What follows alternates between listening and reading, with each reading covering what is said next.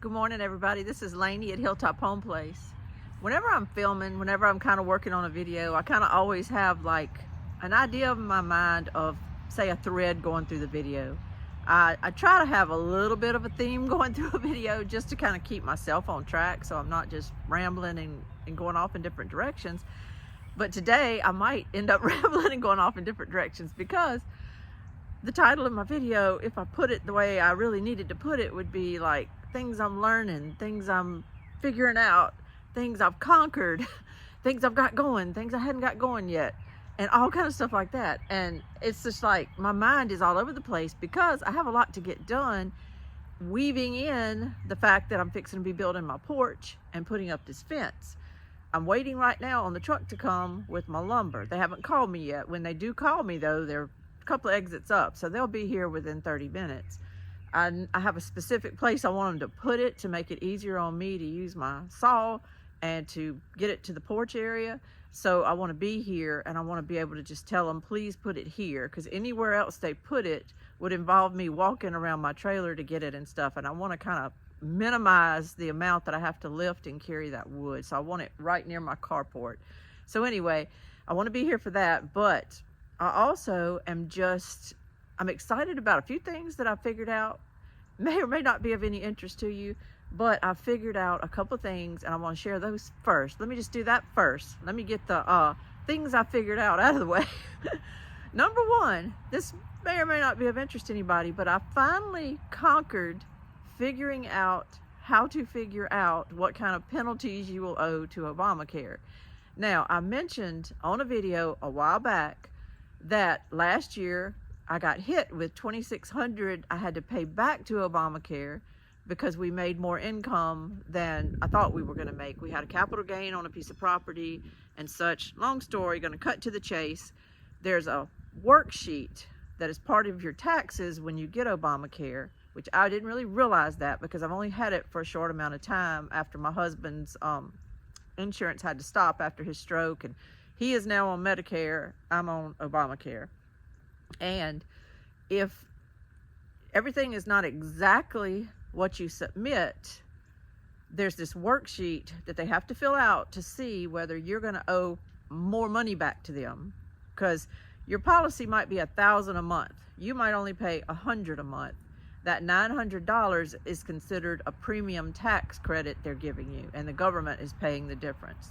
So at the end of the year, when you do your taxes, you add it all up and figure it and divide by the poverty level and the second lowest cost plan and all this kind of stuff. It's complicated, but you figure it out, or your tax people did for me last year, and I had underpaid by $2,600 and got hit with owing $2,600 more dollars over and above just regular old taxes you owe. So that's a hit. That's a hit. I had the money, thank goodness. I don't know how people do it that didn't understand how it works and didn't have money put aside, and all of a sudden here, before April 15th, they're supposed to come up with a bunch of money. It could be hundreds, it could be thousands. Mine was thousands. So I kind of let the process intimidate me though. I got out that form and I'm like, I need to figure out how this works so I can gauge next year, because 2023 was coming up. I didn't want to get hit when I did my taxes of another big chunk. And the worst part was good and bad. We still had a little bit of property left. I had went in on 2 lots a while back with my mom and my sister, and they had just sat and hadn't sold, and that was okay. I really didn't need them to sell in 2022 because we were in the process of selling our home and a couple of other pieces that personally we owned around our home. So I surely didn't need even more capital gains going into that tax year. So they didn't sell in 2022. Wonderful. But they did sell in July of 2023. So it had been on my mind. Sometimes I just have clouds over my mind, and I'm trying to do content and work and do gardening and everything, but you have these clouds over your mind sometimes of what are the damages going to be from that sale. Now, as it'll all wash out, I really wouldn't have made a whole lot of money because of Obamacare and this penalty and everything, but I wasn't sure. This capital gain was a little more than 2022, so I'm like, oh my gosh, I already owed $2,600. Am I going to owe $4,000, or whatever? And when you don't know, it's kind of hard to budget. It's intimidating. And it's just like I said, a cloud over your head. So last night I was getting everything ready for my taxes. I've put together spreadsheets and all lately. I went ahead and budgeted the $2,600 as if I was getting hit with that again. But what I was worried about was I wasn't budgeting enough, that it was actually going to need to be more. And I just kind of wanted to know. I didn't want to wait until I turned in my taxes, and 3 weeks later they called me to let me know they were ready, and then drive and go get them, and then find out I owed some crazy amount of money that I didn't know I was going to owe. So last night I was just determined to conquer that worksheet, and it is complicated. I'm going to go into a couple of details to tell you why, just so that you'll understand what's going on, and you'll know you can figure it out yourself if you're dealing with this. And I'm sure a lot of people across the country have healthcare.gov plans. So this is your situation. Don't wait till you go to the tax man. It's early February. I know it's not a lot of time between now and April 15th, but if it'll give you a heads up to do this yourself and figure this yourself, you will know a little bit about whether you're going to get hit before April 15th, and at least you'll have a few more weeks, maybe a month and a half or so lead time over when you normally would get your taxes done and find out. So anyway, they ask for your adjusted gross income, but they're not talking about just the figure that's on your front of your tax form. It's actually a different way of adding it up, and I had to figure that out. I had to Google it last night. And what I was doing wrong, because last year it showed us showing a whole lot more income than what was shown on our taxes.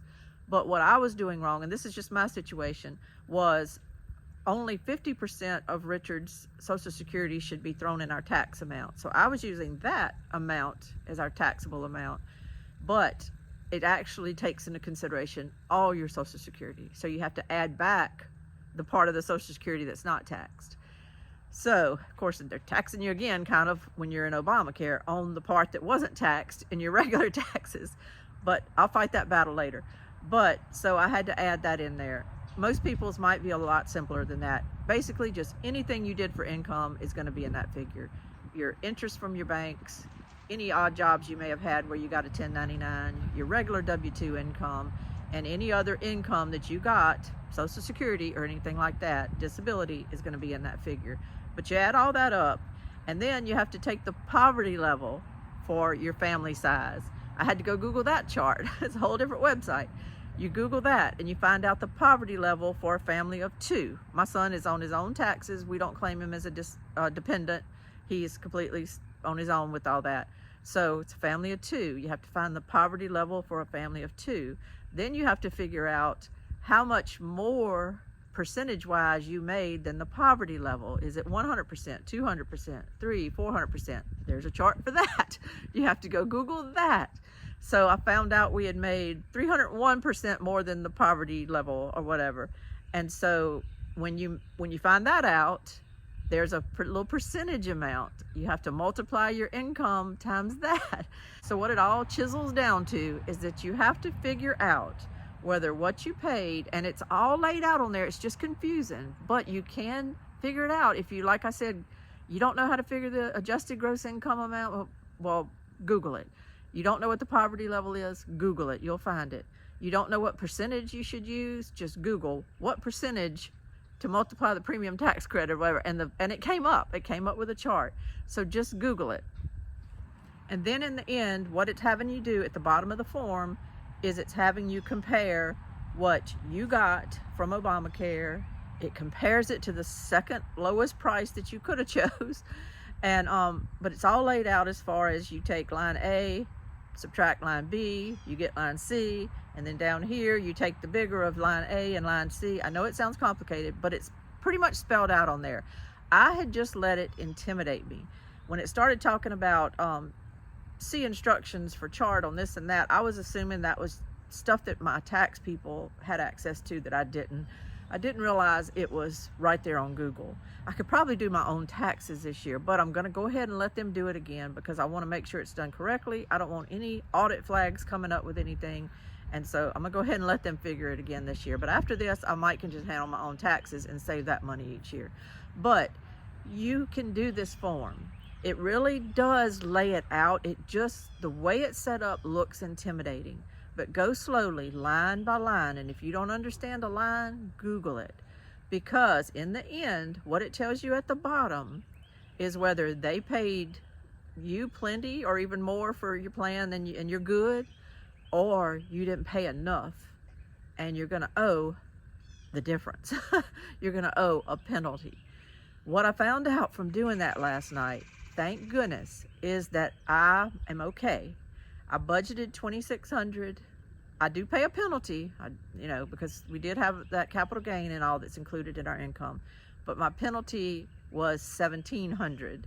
To some people that might be devastating, but for me, I was laughing last night because I was so excited that it wasn't $2,600.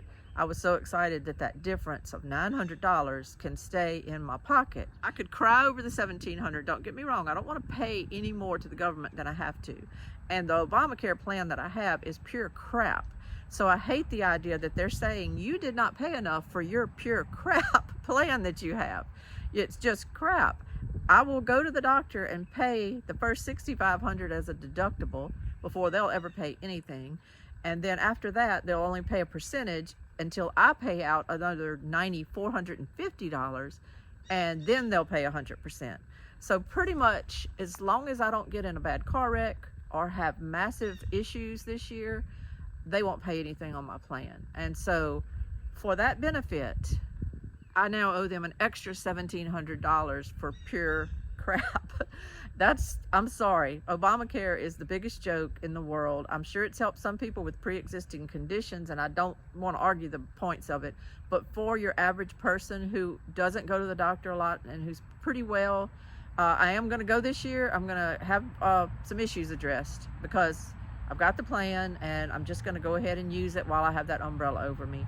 Because when you do go to the doctor, they love to see that you at least have something. And so I'm going to go ahead and get some things addressed, but then I don't know. I'm going to reevaluate again next year. I went through that this year. I decided to stay with the Obamacare plan, but I'm going to reevaluate next year. But anyway, find these figures out before you get hit, before you realize that overtime your husband made that y'all were so happy to have is now costing you a couple $1,000s on the back end. Find it out early. Sorry to go on so long about that, but I feel like if it's a tip that'll help anybody to not get hit, you can do it.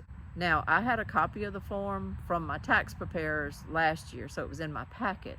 I didn't try to Google and see if that form will just come up on the internet, but I'm sure it will. I'm sure on irs.gov you can Google the healthcare premium tax credit form, and it should come up, and analyze it. Analyze it before you go get your taxes done if you think y'all made more than whatever you told healthcare.gov you were going to be making. I would want to do it anyway just to make sure, because the way they're thinking is you could have picked something a little lower cost and you didn't. You have the right to pick what you want, and they tell you on their end what you're going to owe, but then at the end of the year the worksheet has it comparing what you picked to the second lowest cost plan, and that amount figures into it, so you still may end up owing a little bit more than what they told you were going to owe. So I would definitely check it out. Skipping on to the next thing, let me show you something else I learned yesterday. I'm building this fence up here that I showed in my last video. It's going to involve some round fence posts, and then to the side of that I'm going to have T-posts.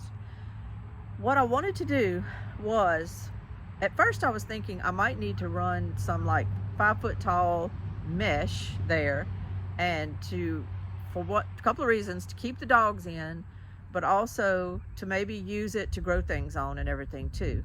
And I just thought rolling out that mesh would be easier because I was a little bit intimidated to buy a big old roll of barbed wire.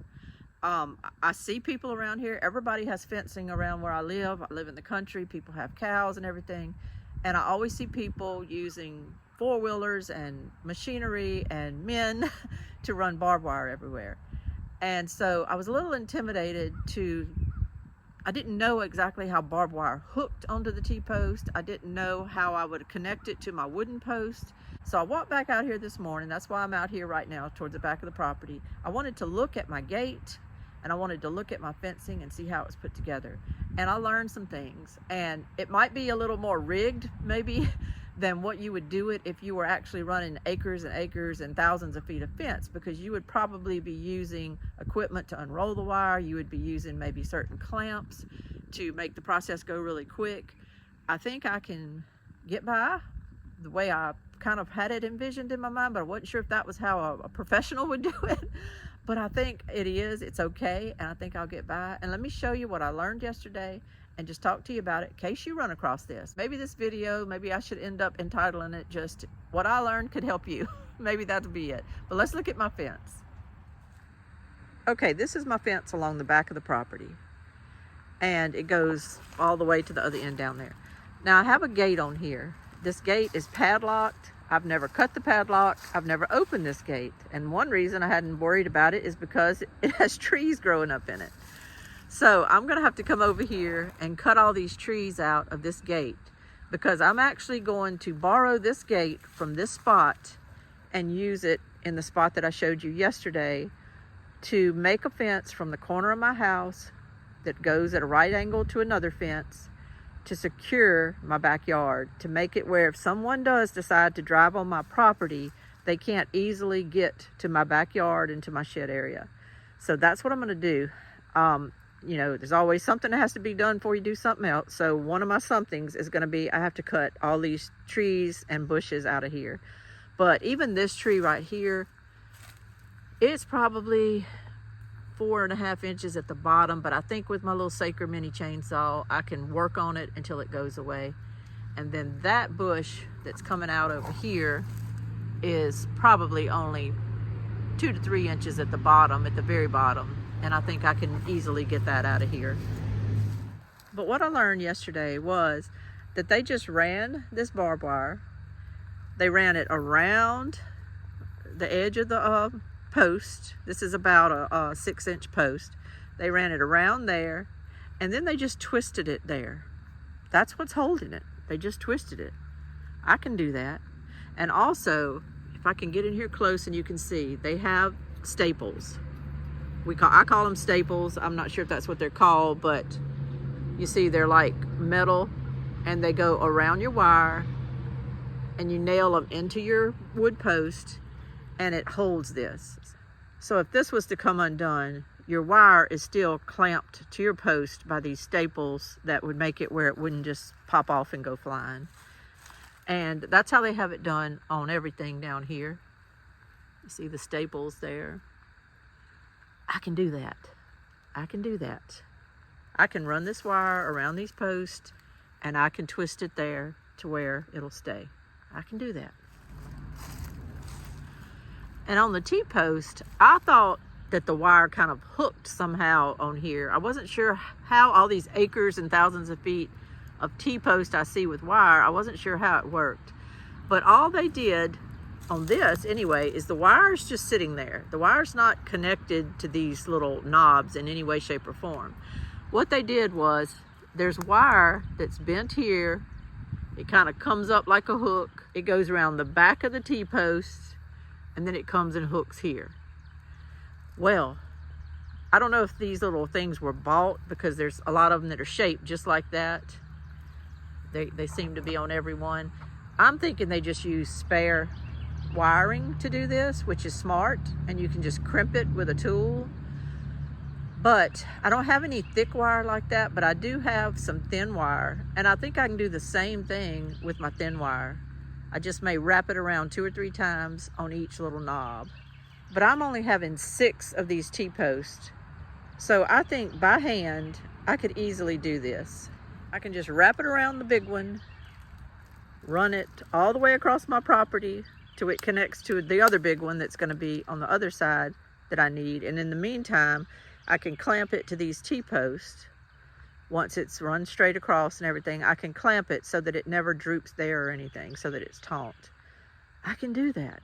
I really was letting the whole barbed wire mesh thing play with my mind, because I was thinking mesh might be easier, but it's really not that easy to unroll those big 5-foot things of mesh. And second of all, as I've said before, my property slopes. And I was trying to think to myself, okay, if my mesh is going like this down my yard, but my T-posts are straight up, then I'm gonna have I'm not gonna have straight up and down mesh on each of my T-posts. And in my mind, that's not gonna look right. My T-post will be, straight up to the yard, but my heel goes like this. So how do you unroll a roll of mesh and have it line up straight on your T-post when it's going downhill? I don't think you can. I think I would have to cut things in such a way that I would be cutting my mesh kind of at an angle sometimes to match up to the T-posts. And that right there was just making me confused. So I was just like, Lainey, the barbed wire would be a lot easier, wouldn't it? And I thought barbed wire might be more expensive than it was. They, when I went to the co-op yesterday, they only had like a 1,200 foot roll. I really only need about 300 feet, but the whole roll was $69.95. I got it. I'm not gonna, the mesh itself, you can buy a 50-foot roll of mesh and it can be $100, so I feel like the barbed wire was a better investment. It was cheaper, but also I'll have leftovers that I can use later. I needed 39 plus 23, so I needed 62 feet of the mesh.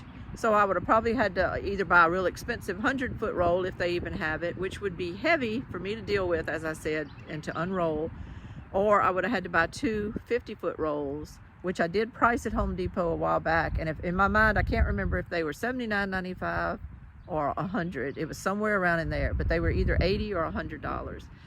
So I came out cheaper buying the barbed wire. I've got wiring I can use to secure it to the T-post. I bought a little box of staples to use to secure it to the big post, the wooden post, and I think I'm good to go. I think I can do it. The hardest part for me is just going to be digging the holes to put the big post in, and I'm going to use some Quickcrete to hold them in there. You see how there's two wooden posts here, and then there's the gate, and then there's another wooden post here, and there's a cross beam and all. I think all of that is there because these posts are not cemented in. They're just sunk about 2.5 foot in the ground.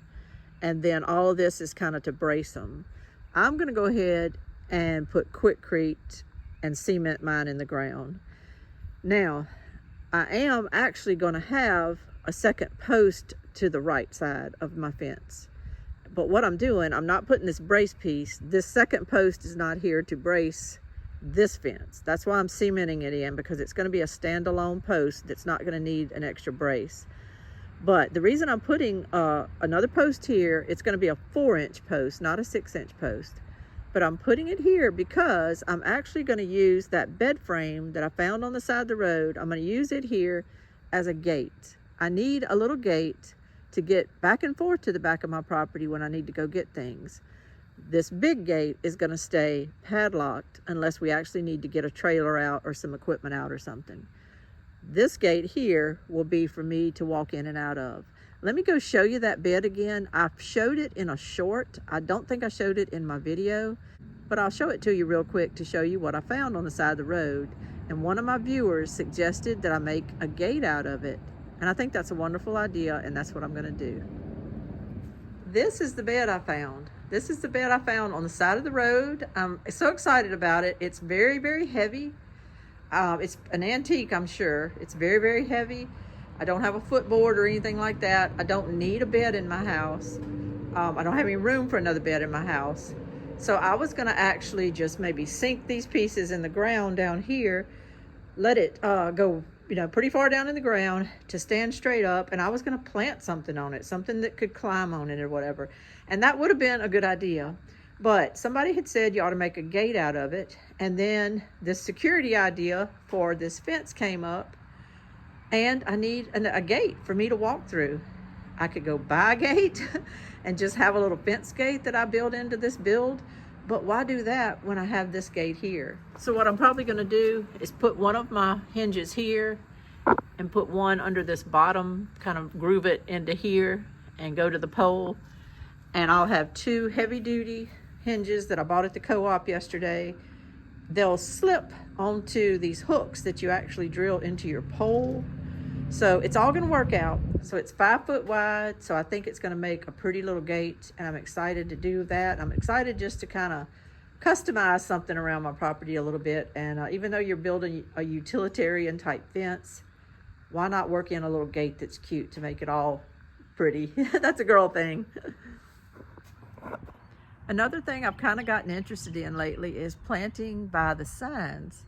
Now, I'm not an expert and I'm just getting going on it, but I am going to plant my potatoes this Friday because this Friday is the new moon. Now, I've only read a little bit. I hadn't got deep into it. So if you've got another theory on all this, let me know what you think, and let me know when you plant your potatoes if you plant by the signs. But I told my son, don't go get me anything for Christmas. Let me tell you what I want. And I told him, I said, there's a book I would like you to order for me. That's all I want for Christmas. And it's this book. It was called Sown in the Stars by Sarah L. Hall. And it's called Planting by the Signs. I'm only about a third of the way through it. I'm enjoying it. But as I said, I'm no expert yet. I may not ever be an expert, but I'm interested in it. I had saw this lady, I'm blanking out right now whether I saw her on Jill Winger's podcast or on the Simple Farmhouse Life, which is the girl that does Farmhouse on Boone. She has a podcast channel called Simple Farmhouse Life. I may have seen it on her channel.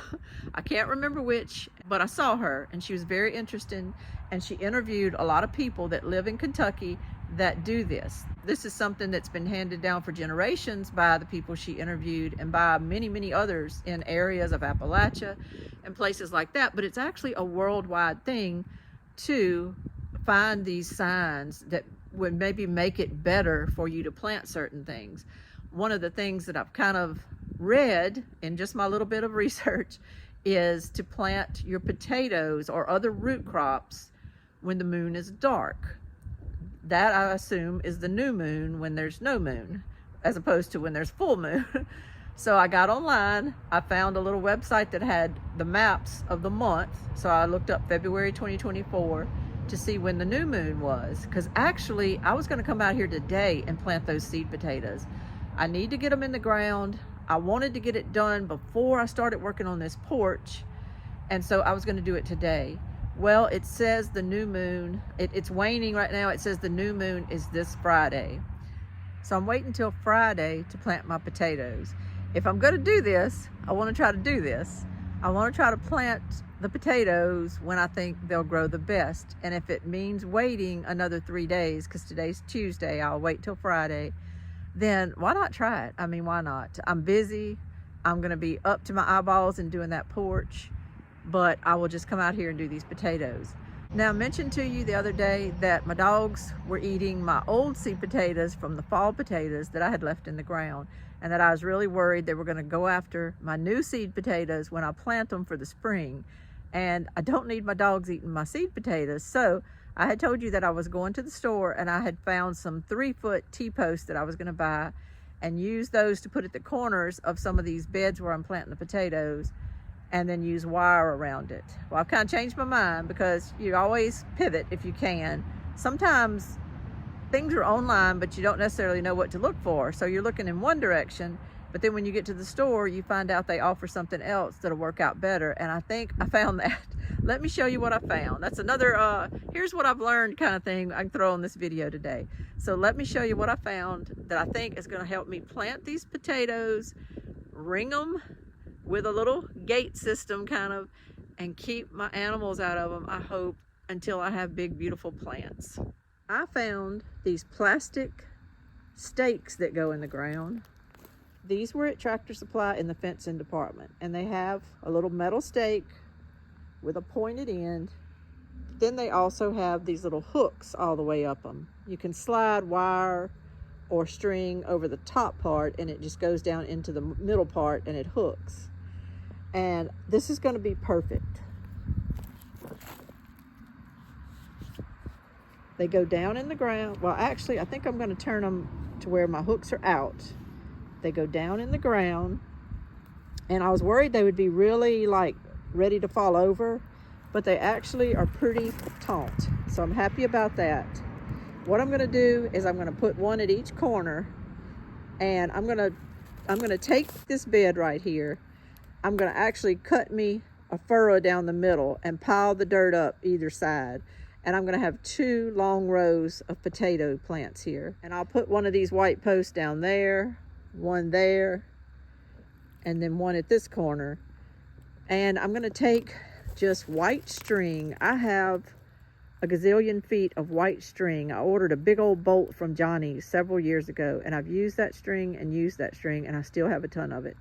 I think I'm just gonna go with string, but I'm gonna do it low on these poles, like start at that very first hook there, and then I'm gonna go the next hook, the next hook, and the next hook, and use that string. It'll be easier to work with than wire, and I can make 4 or 5 rows of the string towards the bottom to dissuade my dogs from getting into this. I'll go up higher with it too. I can't afford to do that with wire because I don't have as much wire, and the wire is a little bit more aggravating to work with. But the string, I could loop around there in fairly short order and get it around this bed and hopefully keep those dogs out. Yes, dogs can bust through string, but a lot of times if you just have that barrier there, they don't tend to go. So that's my plan. These posts were only $2.79, if I'm not mistaken. Yeah, I'm pretty sure $2.79, whereas the T-post were $4.62 or something. For the 3-foot T-post, I would have had to drive the T-post in the ground with my maul, and I would rather not have to go around with a maul driving in a bunch of T-posts. These just went down in the ground. I just took one hand and shoved them down in the ground, and they're pretty taut, and I think that string is not going to go pulling on them too much. I think they'll be fine. This might even be the little post like you use for electric fencing. That might be what this is. It probably is. I've just never had any electric fencing, so I'm not sure. But I think this is the solution to my problem. And so I bought more of them because they were cheaper. I bought more, and I'm going to put it around more beds. I also got my seeds started this year. I started tomatoes, peppers, and just a couple of herbs, sweet marjoram and yarrow. Right now, I can't really show you anything because I have it all covered up with saran wrap. I planted things in little coffee cups that I found at a store. I got a whole sleeve of these little cups for 99 cents. And they're the kind of the plastic coated cups like you can get a hot cup of coffee in. But I think they're gonna work out good. I put holes in the bottom. I used some potting mix, some seed starting mix, and everything so far seems to be going good. The yarrow and the sweet marjoram I noticed this morning are coming up. The peppers, of course, will take a little while, but I look for the tomatoes to start coming up any day. This is my seed starting rack, I call it, but it's actually just kind of a little credenza table I made, and it's specifically made to be a work table. All this winter and fall, I had jars of 2020 canned goods sitting on it to make myself have them out where I would use them. And so we didn't use quite all of them before I needed to start seeds, but we got down to just a few jars, and I'm trying my best to work those into my menu every night. So that's what this shelf was doing for the last few months, but now it's time to start seeds. And what I do is I have hooks under there. And when I'm done with all my seed starting, when I don't need these lights anymore, I actually raise these lights and hook them up under here. I do the same thing with the bottom light. I raise it up and I hook it to the bottom of this shelf on those hooks. So you don't see the lights anymore. But when I take the seed mats off and everything, the heat mats and all the seeds, when all my plants are ready to go out in the yard, then I can repurpose this shelf and use it for something else. Some of you may remember I made this shelf a little taller because it has to have the height in it to be able to raise the lights up when the lights need to be raised when the plants get taller. So those shelves are a little bit taller, but that's my seed workstation. And then I made a matching little credenza to go over here in my den, where I have these little baskets at the bottom hold all our family photo albums.